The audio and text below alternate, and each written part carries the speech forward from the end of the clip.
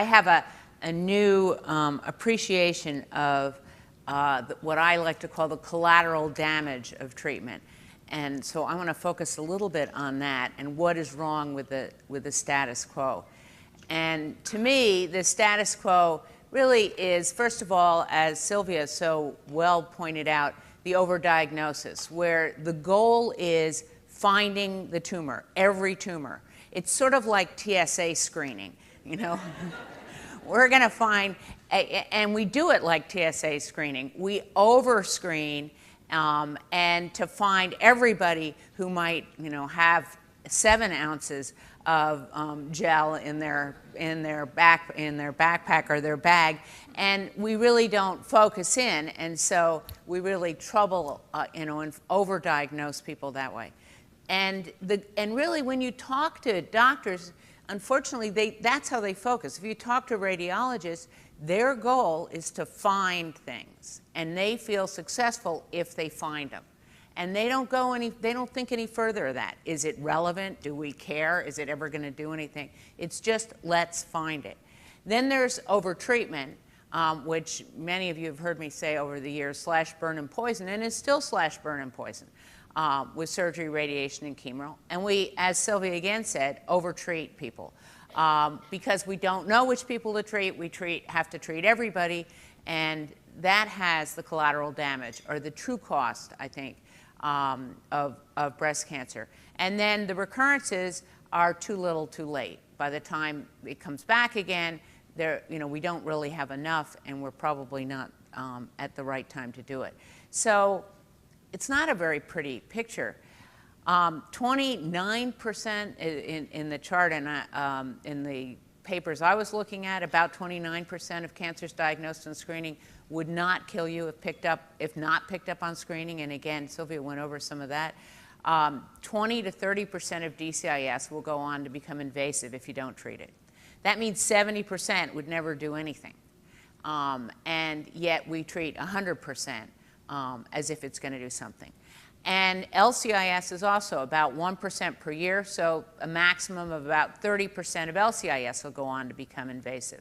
So that means we're treating 70% of the in situ cancers that really don't need to be treated.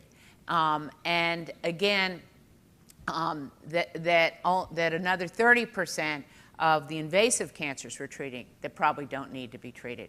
So what is you know, our current take on this is really that we need to overtreat and overtest because we're Americans and more is always better. If a little is good, more must be better. So we do MRIs. There's no data to show that adding MRIs really is going to change very much in terms of the breast. We do PET scans, we do CTs, we look at markers, we're looking, but we treat it all equally as equally dangerous. So we're again focusing on finding, but not on interpreting what we're finding and how we should deal with it. And then, you know, treatment is surgery, radiation, chemo, hormones, targeted treatment. We never subtract. We always just add something on top. So it's surgery plus radiation, it's chemo plus hormones, and then the targeted therapy plus the chemo. And we don't test whether you could do one without the other very often. I mean, some of the tests now, some of the discriminating things like Oncotype DX will help sort out who really maybe doesn't need chemo. But the American way is, let's give everybody everything. And I don't think it's malicious. I really don't think physicians are sitting there saying, you know, how can I really torture people? But I think you're in the trenches and you have one tool and that's what you do. Most don't sit and think over the bigger picture. So if you're a radiologist, you've got your radiology tools and you just do all the ones you got and see what you can do. And if you're a surgeon, you cut. And if you're a radiation therapist, you radiate. That's what we're taught to do. That's the tool we have and the instrument we have. And there isn't anybody looking at the bigger picture, and there's no voice of the public or the patient in this. And what they want. And of course, when you're diagnosed, as I can well testify, you're scared to death and you just do whatever without very uncritically. So we really need to have a time not with we can't depend on the patient and we can't depend on the doctors to be the ones to critically look at this. And we have to be the ones that do that. This is a chart of the use of aromatase inhibitors, just to show that how many people stop using aromatase inhibitors, and the red are the people who have stopped using it. So you start out with the yellow, and less. The far chart is all patients, and then tamoxifen only, and then the AIs, and you can see that electronic medical records doesn't tell this story, because the electronic medical records just tell whether the doctor wrote a prescription. It doesn't tell whether you took it. And in fact, if people aren't taking the drugs, then we need to think about this differently, and there must be a reason. And the reason is the collateral damage. And I think we don't talk about that enough. As Sylvia pointed out in that metastatic disease Bolero trial, the side effects are really downplayed. But the side effects can really have a significant change on the quality of your life. And the side effects come from every single element of treatment. And some of them there are statistics about. A lot of them there really aren't statistics about. So with surgery, we all know about lymphedema. It's about 20%. And with sentinel node, it's less, but not a lot less. And there was an interesting recent study that just came out within the last month that there may be a gene that'll predict who's going to get lymphedema. And I always wondered about this, that it may just be that some people have less lymph channels to start with. So if you mess with them with surgery, you're more likely to provoke lymphedema as opposed to other people, because it never seemed to correlate too well with the amount of surgery that we were doing. And all of this stuff about don't get your blood pressure taken and your blood taken on that side, we just made that up. We really did. This is another lesson that I've learned recently, but not that lesson, but the lesson that doctors just make things up. That because what it was, nobody knew. You'd say, well, why did I get this? Or what can I do to prevent it? And the doctors would sit around and they'd say, well, I saw a woman who had lymphedema right after she was in an airplane. I think we should tell people not to take airplanes. And somebody else would say, oh, I saw somebody who had their blood pressure taken. Let's tell them not to do their blood. There's no studies of this. There's no studies.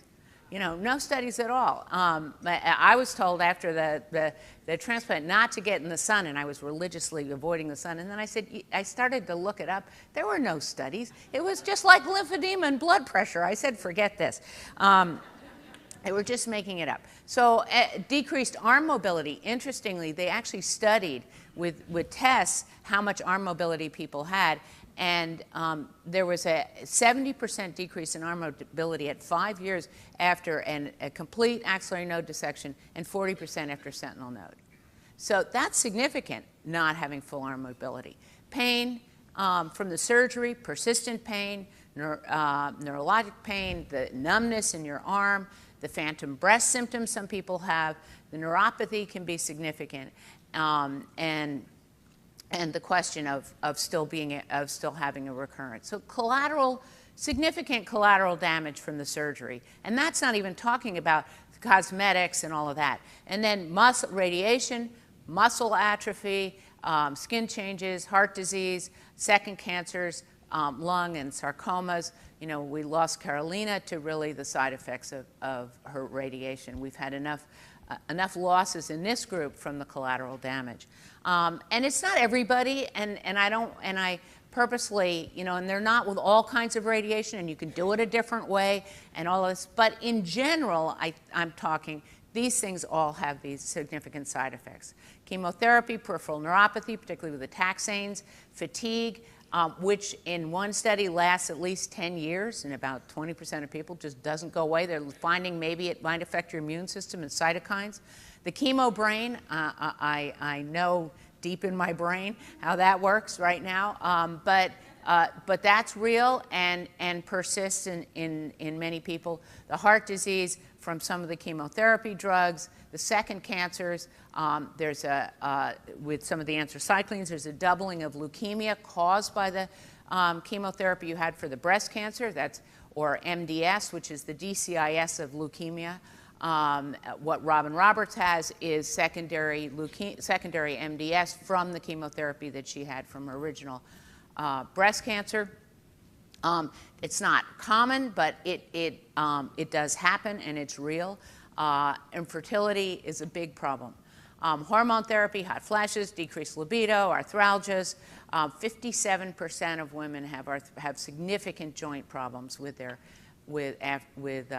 AIs. Fractures, cataracts, second cancers, endometrial cancers. This is not a free lunch.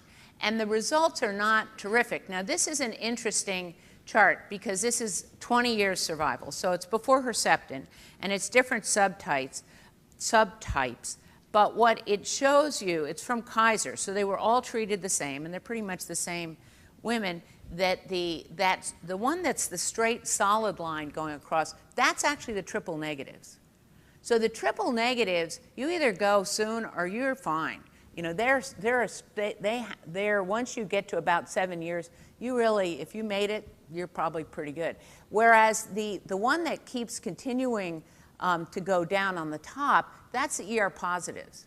So the ER positives, not so much, you do pretty well in the beginning, but you continue to get recurrences way out at 16, 18, 22 years. The other two lower ones are the HER2 positives before Herceptin, so it's harder to judge those. But I think it's interesting that if you look out at 20 years, the triple negatives are better than the ER positives. So this is a long-term perspective, and these side effects and things are long-term.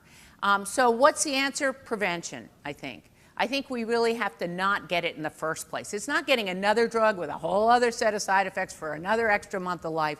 It's really not getting it. And you've heard me say before, cancer of the cervix, we went from doing hysterectomies but for an abnormal pap smear to having a vaccine.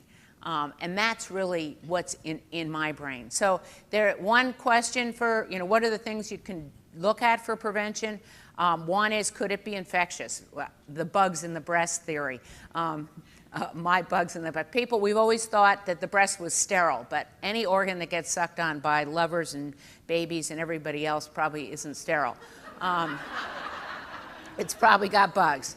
And we're looking at it at the Dr. Susan Love Research Foundation, as are many others. Could it be a virus? Could it be and we have a lot better ways to look at these things now than we did in the past. An immune vaccine, the Artemis Project is also looking into bugs in the breast and the possibility of, is there a way to have an immune vaccine? One of the interesting things about treatment for leukemia is that if you have a transplant, is that partly the transplant itself is a treatment because it's like a vaccine. If any leukemia cells pop up later on, they're not recognized by your new immune system. They're recognized as foreign by your new immune system. So your transplant kills them off. So having an immune kind of vaccine that could take care of any cells that come up would be really good. Understanding the normal breast, how it works, and really the beginnings of breast cancer. I worry about the TCGA because what they called normal was right next to what they were calling abnormal, and we have no idea. Does the whole breast get cancer? Is it one duct?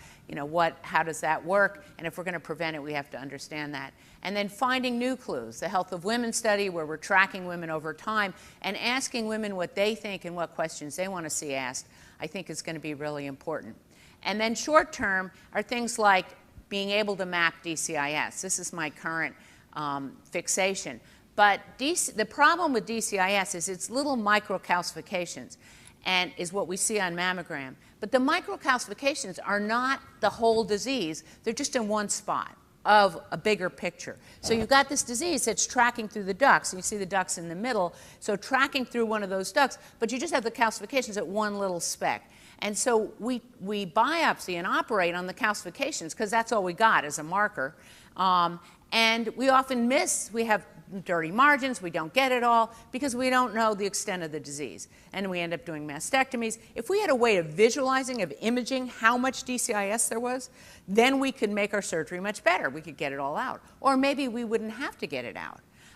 So this is an ultrasound on the far picture of a duct with just salt water in it, saline in it.